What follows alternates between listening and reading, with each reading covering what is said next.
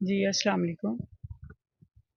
میں تو سب لوگوں سے یہی کہوں گی کہ کتنی بار ہم اس ویڈیو میں کہہ چکے ہیں کہ ماں سے معافی مانگیں، ماں کو اپنے پاس لے کے جائیں۔ تو میرا خیال ہے جب ان کے پاس مائیں ہیں تو ان کی قدر نہیں ہے، تو ہمارے کہنے سے میرے خیال میں ان کو کوئی فرق نہیں پڑتا۔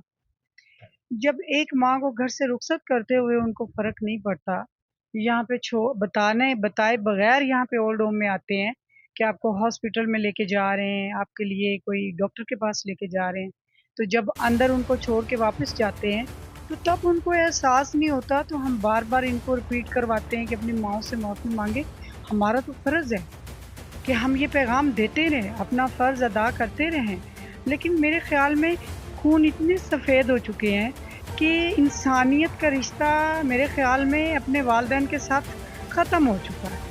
اور جس طرح کی آج کل یہ جو آ رہی ہے نئی پیداوار، کبھی ایسے سنا تھا آپ نے کہ اپنے زندہ اولاد اپنے زندہ والدین کو اپنے سے الگ کر دے؟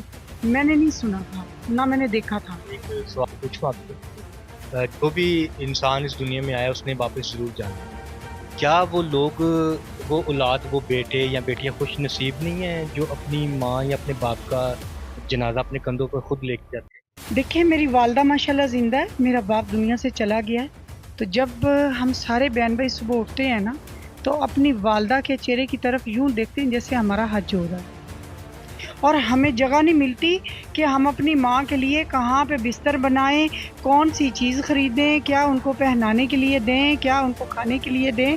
اور میری والدہ کا ایک رات وہ کیا اینجیوگرافی ہوئی، تو مجھے نیند آ رہی اور میرا بھائی اکلوتا ہے، ہم 8 بہنیں ہیں، تو ساری رات میری ماں کا ہاتھ پکڑ کے میرا بھائی ہاسپٹل میں بیٹھا رہا کہ یہ میرا فرض ہے، آپ کا نہیں، ٹھیک ہے۔ اور میں ان کو کیا کہوں جو ماؤں کو چھوڑ کے جا رہے ہیں، ماؤں کی چیخو پکار نہیں سن رہے، ان کے علاج کے لیے بھاگ رہے ہیں، ان کے خرچے کے لیے بھاگ رہے ہیں، تو ہمارے پیغام کا ان پہ کیا اثر پڑے گا؟ ہم تو یہی دعا کر سکتے ہیں کہ اللہ ان کو ہدایت دے۔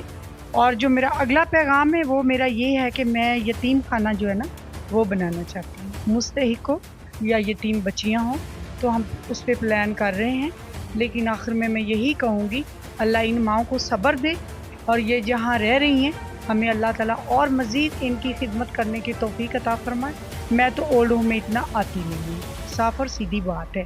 جو سب سے بڑی ڈیوٹی ہے وہ میڈم ملیحہ صاحبہ کر رہی ہیں، آنر بھی وہی ہیں، یہاں کی ہیڈ بھی وہی ہیں، وہ اسی ادارے کو چلا رہی ہیں، لیکن ہمارا تو صرف یہ ہے کہ ہم ان کے پاس آ جاتے ہیں، دیکھتے ہیں، بیٹھتے ہیں، ایک دوسرے سے مشورہ کرتے ہیں، تو بس ہمارا یہ کام ہے، ہمارا اور کوئی کام نہیں ہے۔ باقی اللہ دیکھ رہا ہے ان کی کاوشوں کو، ان کے کام کو، ہمیں بتانے کی ضرورت نہیں، خود آپ اپنی آنکھوں سے دیکھ رہے ہیں۔ اور میں یہی پیغام دوں گی کہ ایسی مائیں اللہ گھر گھر پیدا کرے جو باقی ماؤں کا سہارا بن رہی ہیں۔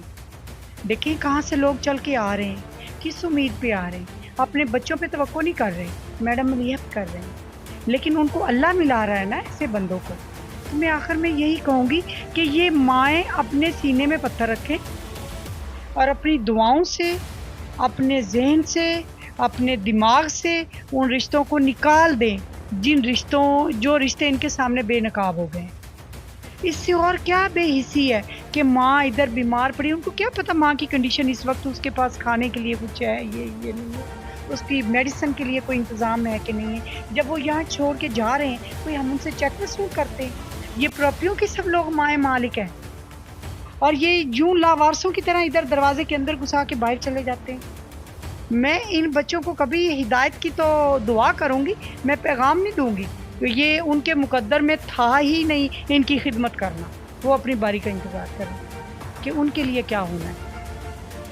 ان بچوں کا مقدر سو گیا ہوا ہے؟ دیکھیں وہ بچے ختم ہو چکے ہیں، مقدر کی آپ بات کر رہے ہیں۔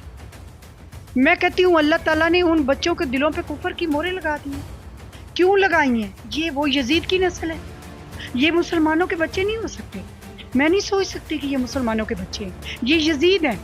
وہ یزید تھا، چھوٹے چھوٹے بچوں کے ساتھ بھی زیادتی اور ظلم ہو رہے تھے، یہ وہ مائیں جو بچوں کی طرح ہیں۔